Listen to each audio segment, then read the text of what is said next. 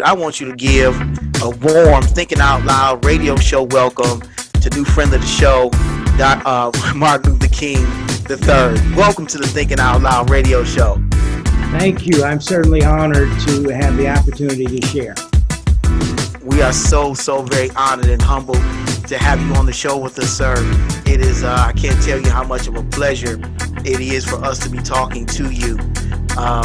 I'm not only an admirer of your dad and all that he has done, obviously, for civil rights and equality in this country and even around the world, but I'm also an admirer of yours because you've taken up his legacy and have done, I think, a commendable job in representing him and his legacy as well.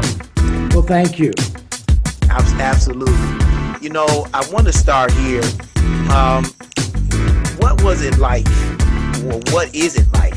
Not what was it like, because we all know that Dr. King was assassinated. And when he was assassinated, he was a very young man, but you were a very young child at the time. So this question really speaks to what is it like for you today, being the son of such an iconic and legendary figure as Dr. Martin Luther King Jr. So I look at it as a tremendous, really blessing. People sometimes choose to talk about, well, isn't it a burden? And I've just always, I think everything in life is your perspective.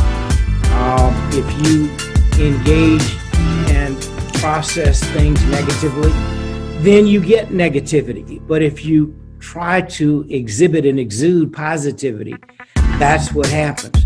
And so, you can look at the glass as half empty or half full. Right.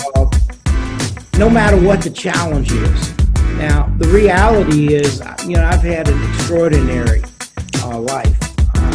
So many opportunities that I shared with my father in a very short period of time.